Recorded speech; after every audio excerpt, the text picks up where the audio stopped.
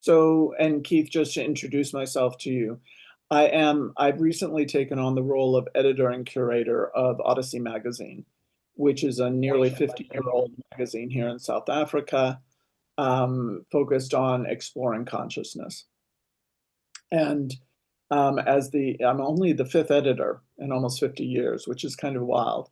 And I'm taking it back to what the original creator intended it to be, which is exploring consciousness, which is not pretty always. And I'm a very, very direct person. So I'll be very straight with you. And this is what the reason they wanted me to take this on was that you can tell from my name. Most of my family and close ones look like you, not like me.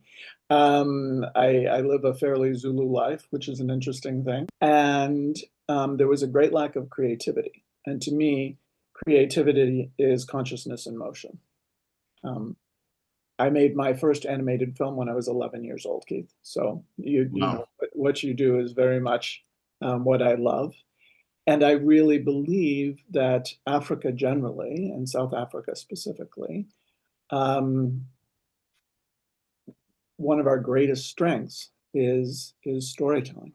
You know, is whether it be through written word or film or music or whatever. So I was delighted to see this come across my desk, and I would very much like to bring it to light in any way we can, because this print issue is the creativity issue. So we can talk about that later when you're not in the middle of a festival. I mean, I'm open to anything. I would follow any path that you want to take this conversation. It's quite rightly when you say that you're a direct person. I can give you direct answers as we go about this conversation. It's not restricted to one thing, but we still remain in the context of African storytelling and cinema. Particularly, it's something that I've been involved in for so long, and very passionate about that. I'm a Zimbabwean. I was born in Zimbabwe, and I came to this country so many years ago, decades ago, with the idea that after my studies, I go back to Zimbabwe. It never occurred. So the life intervened, you know, I met somebody, and then I had a mortgage to pay, and I have lots of things. I've got bills to pay. So things got postponed so many times until I realized I have a life behind me that's really kind of, it's always difficult to go back again, to restart all over again. I'm very lazy about these things, but I just needed to focus on something that's always remained passionate. You know, what I've always been passionate, very curious about is African art and African cinema. My story, amongst other stories that I've learned in my life, when I always say to remind people that I'm a product of Rhodesia, because I was one of those people who were born during that time when it was not possible to even interact or even to understand the rest of the continent, let alone about yourself. And then everything was warped towards everything else that you can ever imagine. That, for example, I remember at school, you know, feeling so proud to draw a picture of Sissy John Rhodes or Jan van Riebeck, more than I could ever remember anything that is kind of resembles myself and everything else. I mean, very proud of the fact that I knew a lot of things. I remember going to see, one of my memories is to go to see this segregated life that you know, that of course existed in South Africa as well. Existed in Zimbabwe, of course, it was reduced at the time. So we had a kind of a menu of African films that we were meant to watch, which is that I grew up watching Tarzan or John Wayne beating all the Indian, kind of conquering kind of other, and then you don't realize that. Then I started questioning myself. If you're a little kid, you just go for heroes, like when you do Spider-Man or Batman. And of course, in this case, we used to see Tarzan coming to the jungle. So for no reason, he just suddenly just got born and left behind in the jungle in Africa. And it ended up to actually talk. No backstory at all. It's just, and I grew up watching the same thing, which is, you know, when I was in America. And it's so interesting how that connects us. You know, Mm, I grew up how many kilometers away from you, yeah. watching the exact same thing, wondering the same thing. Now, how did Tarzan get into that jungle? And how did Tarzan manage to speak with the chimpanzees better than the other guys, the people who live in that jungle? How does it happen? How is it only person who can connect with that, you know? And then they sort of like you start unraveling all these things to yourself. Hmm. Film just, as I mentioned to you earlier, I was lucky enough to meet an incredible photographer and filmmaker named Marjorie Lenk. And so I did my first animated film the old school way, splicing with tape and moving pictures around and all of that, one frame at a time, which was quite a training for life, really, to slow things down to one frame at a time. And to me, it is the most magical form of storytelling. What the magic really is, though, I think, is the connection. And I love this, so Film Africa 2025, I know you've been doing this for a while. I'd love to hear a little bit about the festival and when it started, but that you're bringing Africa into London. And I hope that the African films that you're showing do the reverse, and as what happened with us as children, that they help people to see how similar we are, you know. Absolutely. I mean, the drama that we bring about for this edition for Film Africa, it's for me. I do it. You, it's a conscious decision to really do this thing. I mean, it's a kind of like just kind of like a getting and doing a showcasing of everything, but everything is quite rightly done. You know, I try to say as a curator, try to do things by hand. When you're talking about the kind of those years ago when people used to make films on celluloid, it was you almost touch frame by frame. You're very careful what you do rather than just digital because it's kind of like it's quite. But when you use to take a picture, you know that if you do it wrong, you're going to waste your time. So you have to find a moment before you do this thing. So every time when I'm thinking about, I joined. The Royal African Society, who is the umbrella organization that is behind Film Africa. They asked me to be in the council or in the as one of the trustees at the time, and then I said, "Well, look, what is it what to support? What I wanted to look at the pillars of one of the programs, which is Film Africa, and then of course Africa Rights. They've got." Other pillars for that what Royal African Society is about. So I just thought that I would help with putting into shape Film Africa. That was my first edition although it's been running for last 12 editions. I've been following it from the distance. But before that, I used to run my own Africa at the Pictures. I remained working for the British Film Institute as an advisor on African cinema. Mm-hmm. But I also do with other institutions around the world. And of course, yesterday I just came back from the Africa Movie Academy Awards in Lagos, and that it's like the Africa version of the Oscars. Has been running for over 25 years, and I've seen some South Africans who participated. In fact, the best film went to a South African film. And I think when, as I say, it's a very conscious decision when you put together as a curator especially this edition. I was thinking about so many things, and I listened to the audience first, and of course, I'm always kind of in conversation with people who are curious about Africa in different ways. But I do know and have a sense of to always keep in contact with African creatives in the continent itself and what it wants to present, how to present ourselves to the rest of the world. I made a conscious decision to open the film festival with a film called My Father's Shadow from Nigeria.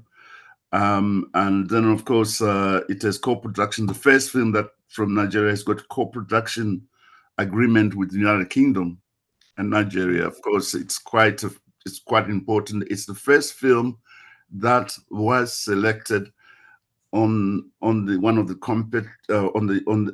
on certain regard in Cannes, the first film from Nigeria that participated in competition Cannes this year. And then it was for that alone meant something.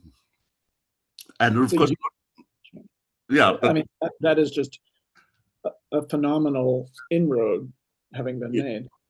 But when you consider all the things that we've been knocking on the doors of Cannes or all the other kind of major so-called A-list festival to say, pay attention what the continent is going to be offering. The continent is so diverse, and is also within its diversity with this kind of artificial borders that have been set up, the individual kind of storytelling that is kind of so raw and then very kind of which nobody else ever know. And I think that Europe and North America has exhausted itself about storytelling because they always repeat the same thing all over and all over and all over again.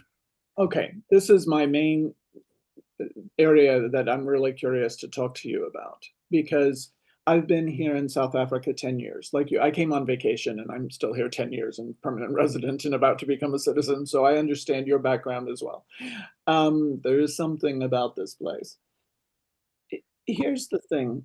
One of the observations I make, particularly when I was working in community, I lived in a very rural mountain community for the first few years I was here. Everyone has this idea, if we're just talking about craft, just handmade items and things for sale, everyone makes the same thing. And I think that's exactly what you're saying about American film and Western films. I agree completely. There are genres, and we just keep it, updating them with new costumes and new faces. Yeah. In Africa, though, and I've not traveled as much of the continent as I'd like, but I've seen a fairly diverse cross section and spent time on the ground with people. I do believe that in the past, perhaps as an effect of colonization, films that were made here were made to fit into those slots that were used in the West. What I'm seeing now, and I'm very grateful for, and we've profiled a couple of young filmmakers in the magazine already, and we'll do more, is that people are starting to branch out. And as you said, tell that really unique, raw story. The talent in this continent is phenomenal. And the stories, I believe, are those that people everywhere can learn from. And I hope will open eyes. Are you seeing a trend that way? Are you seeing that it's changing? And Of course, that's what you're trying to promote? It's always has been. I think that one of the things that most interesting, which I'm noticing now, is that when we spoke briefly about celluloid, Yes. the history of cinema really started with people making films using celluloid. So then you realize that in the rest of the continent, the very few countries in the continent where could be able to demonstrate that they would be able to process or to have a dark room to process. Remember when you used to take pictures, you take your camera to somebody to develop and so on. With film, this celluloid or the same thing, you have to buy stock, you have to do that, those things. That doesn't happen anymore, which thank God, because you see, people used to send their stock to either to make a film, it's so expensive, even a short film, and then you have to send somewhere else, a laboratory to develop and so on. And so temperature, now, yes, exactly.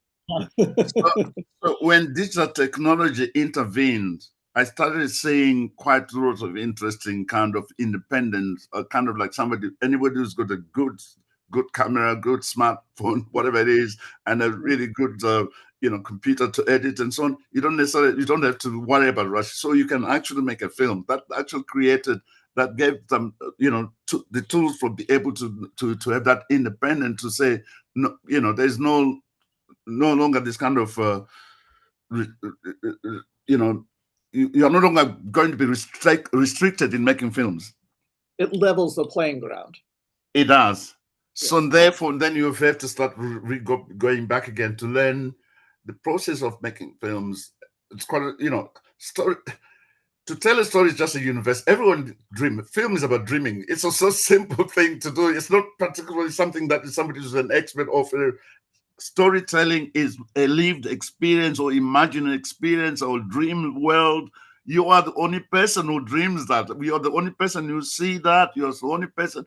It's that kind of individual kind of sharing of something that is unique that you want to share to the rest of the world. And that's it. You're, I use the, excuse me, the snowflake analogy all the time, which, can be used in a derogatory way, but we are that unique. Yeah. It comes down to all of my work is about being human. How do we be human in this world? That's exactly where you start, and that's exactly, you feel it. You're the only one who feels that. You're the one, your taste, things that experience is so unique as a human to connect to the rest of the world. You have every right to do that, to own that.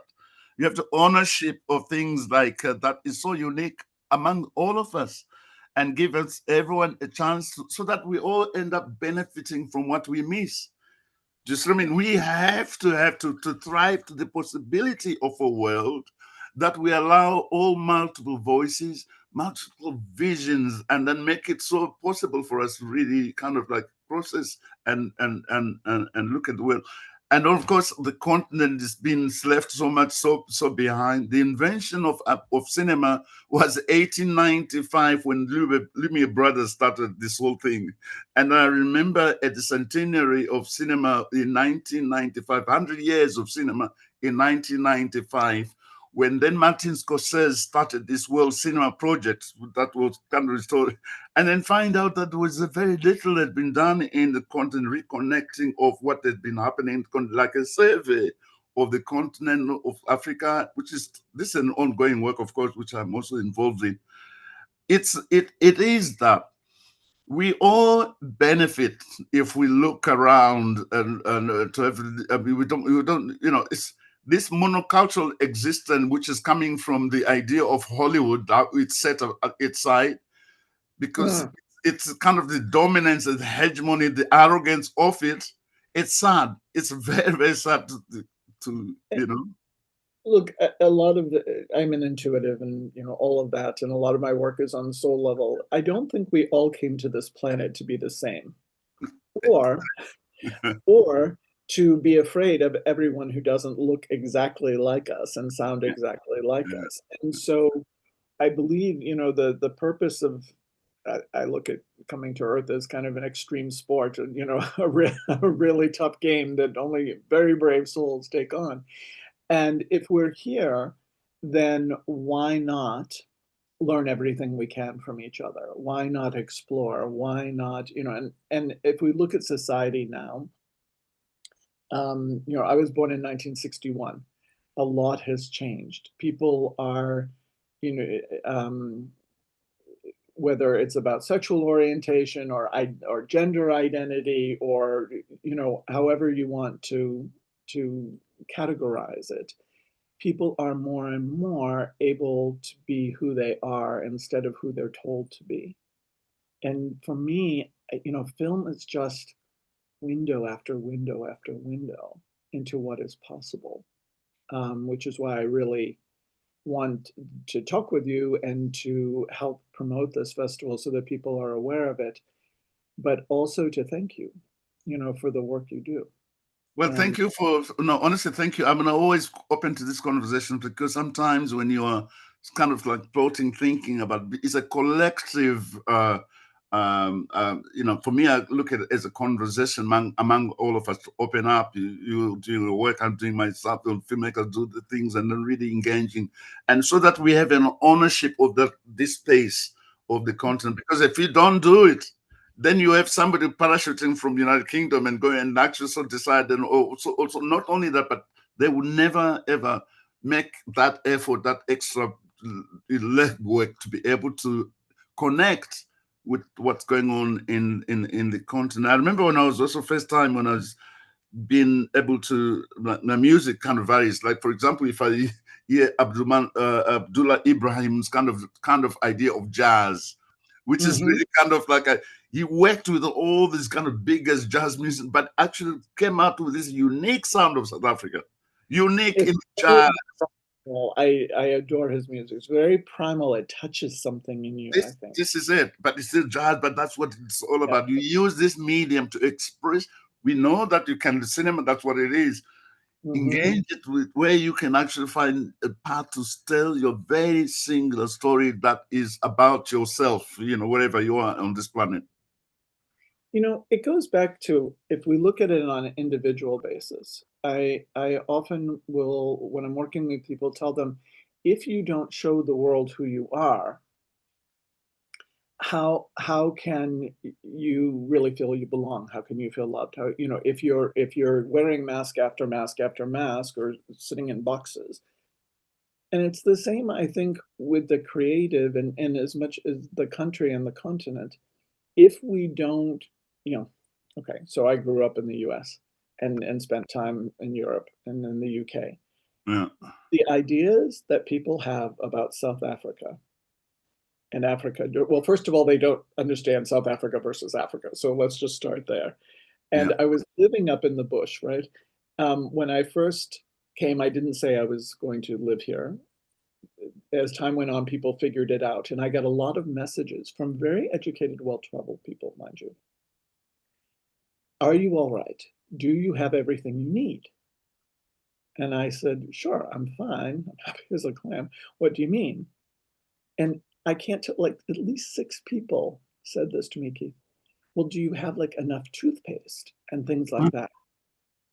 So because I was in the bush, I took a gourd branch and skimmed it and chewed on it and put some ash in my hand and sent them a photo and told them I was fine.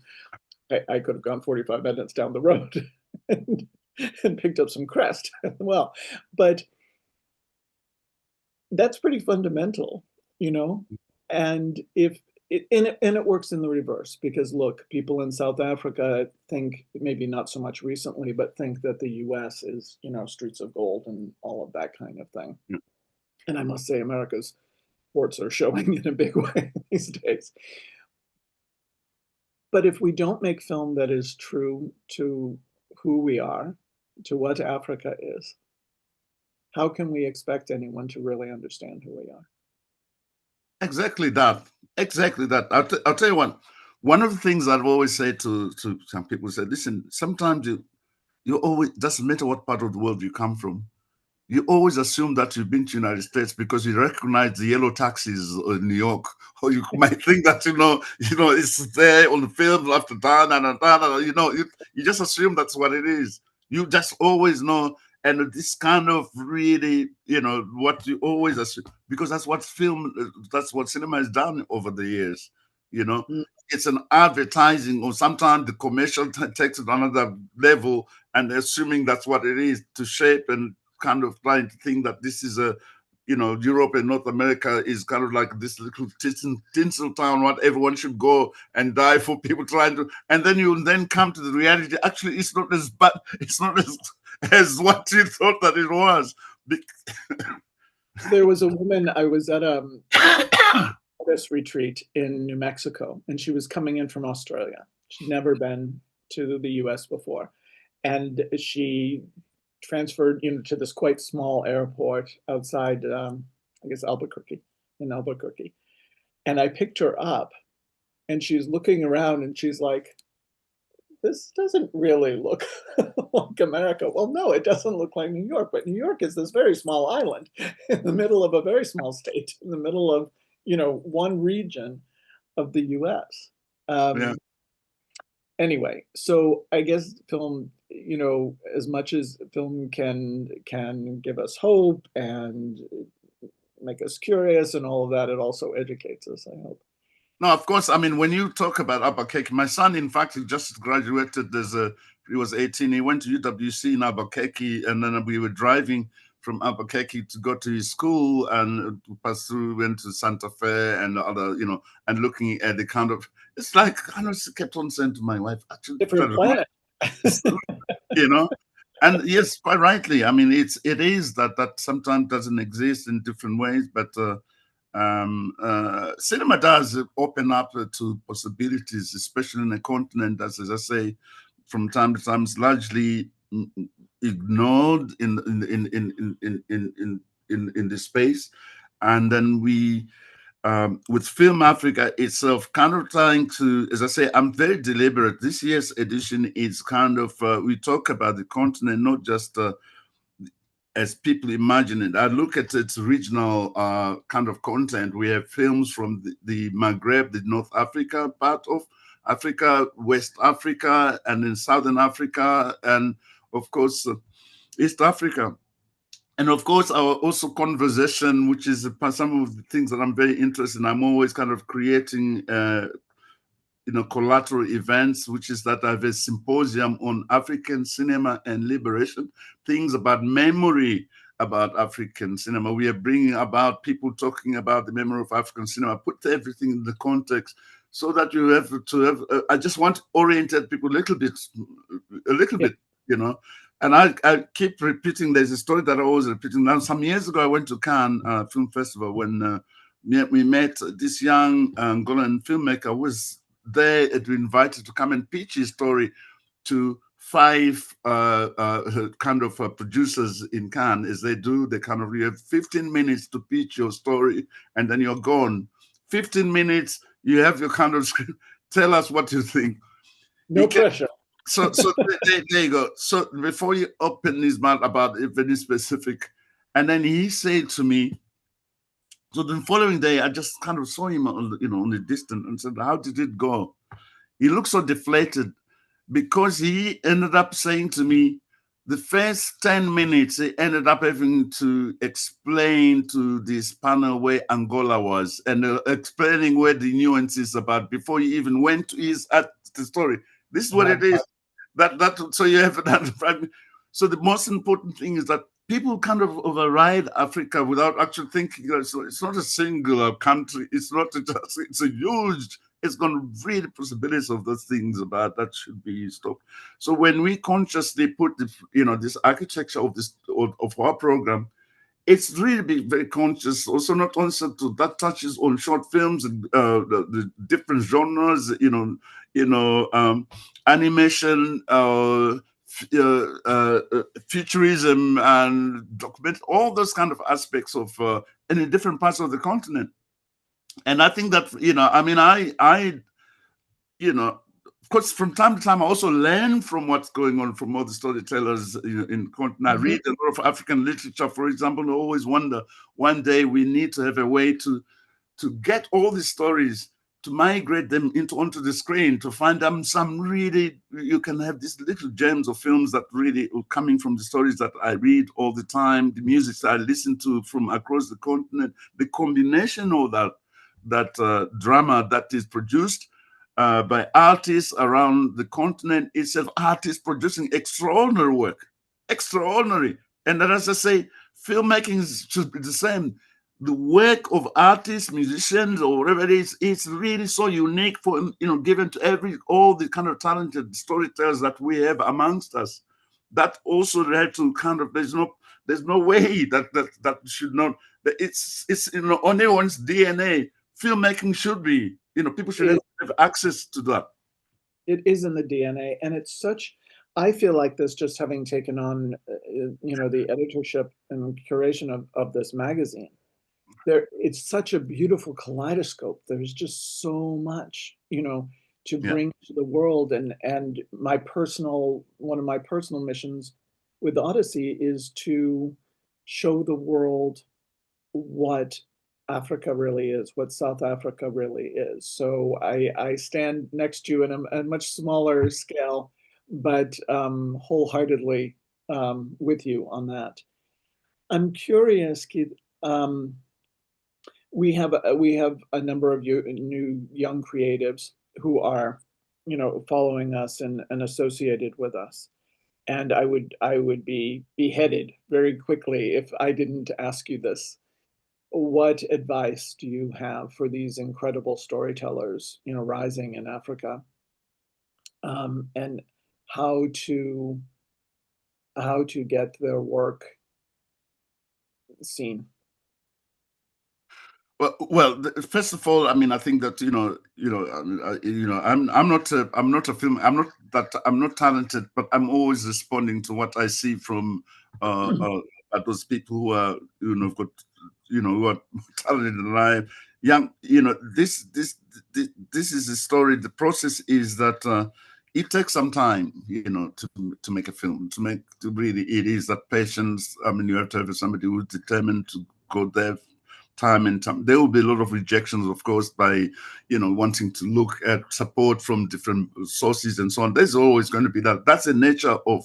It's not just unique in Africa. It's all over the world. If you want to make a film, that kind of like learning piano, you have to continue to do it until you get it right, and that's all. To master anything, 10,000. Absolutely, and I think that the future is bright for the continent, as I see it now. The future is bright because I can see a lot of things unraveling right now when there's always been restriction, and I think that to see Cannes opening up, and then of course all the other major platforms, and of course distributors kind of becoming more curious about African cinema, it says something. And then of course there are always going to be this kind of gatekeepers who trying to discourage to kind of pass through the gate. But I don't think that it's not as I can see, little kind of light in the future for African cinemas. And there's much more now to select from. I mean, every year, as I said, I just came back from Lagos, which is really celebrating. It's making its kind of industry more prominent in the kind of in the production volumes, and the quality improving every time. And I can see some synergies coming from the African creatives talking amongst themselves, so that you don't necessarily always want to be qualified by people from the north. And I'm talking about Europe and not so that so we have to create to really accept that first of all, you have to consider your audience as a primary source of kind of reference. You have to make a film for your own community first. If it works with your community, therefore it works with your country, it works with the region, it works with the continent, and then goes before the people from somewhere else. Don't dream about, I'm making a film so that it goes to to somewhere else. But it has to be qualified by the people you're telling the story for, and not be afraid to make your film in Zulu, in Xhosa, in Wolof, and so on. Be confident that this is my voice. I want it to be heard. So if you want to hear me, you have to find a way to subtitle and ask me what it says. I'm not going to be forced to kind of like create for you people up there. Come to see me and I'll tell you my story. That ownership, you have to have ownership of your grammar. It's always, you can always see it in film. Some people were very kind of confident. Once you have that confidence, you have a unique approach to storytelling, and that's it. I mean, it's not about somebody qualifying you to say, how do I go? They always say, how do you make a film to reach the global audience? There's a filmmaker called Ousmane Sembène, who was the one we considered a pioneer of African cinema with Senegal. And he said something which quite always meant, on one of the films that he was being interviewed. He said, somebody asked me, how do you make a film, if you want to make a film, or how do your film, how do you think the audience in the global north? And I said, no, listen, I am not a sunflower, I'm the sun. So yeah. I don't follow. I'm the sun. I'm not a sunflower. Always, I'm the sun. So that's what it is all about. You have to have a confidence, the ownership of yourself. Be confident with it. It doesn't matter. You don't say, I want to make my film to be understood by somebody in London. No, that's not the point. You make your film to be understood in Limpopo or in yes. And by we rise on the shoulders of those who've gone before us. Yeah. Let those voices come through you. I'm so glad to hear you say this, because then they know I'm not the only one saying it. But if you make it for the guy in the UK or the woman in New York, yeah, first of all, you can't know how they're going to view it. You can't make something for anyone else. because we Yeah. all have our own lenses. You know, I work with trauma a lot. People are traumatized, their lenses are bent and scratched. Yeah. You know, Yeah. things happen and you cannot control how other people take it. What you can control, you know, what you can make sure of is that it is your voice, you Yeah. know, that your, you know, your calling, Bizo, that it comes through, that you speak honestly. And I agree with you about language too. People ask me that about a lot. You know, can you help me with the English for this film? Well, why are you doing it in English? Yeah. Why? Exactly. Yeah. Um, Yeah. let's start there. You Yeah. know, make it in the language of your heart. You know, AI is good for some things, and I'm sure subtitling is one thing that it's very good for. Yeah. Well, let AI have its job. They can do that, you know. Yeah. But speak from your heart. I don't know, you know, is there anywhere in life that you can go wrong if you speak from your heart? I don't think so. That's it. I mean, you look at the poets and everything. As I said before, the music, the artists, the painters, who don't necessarily have to do anything, but it's from themselves, from their own point of view.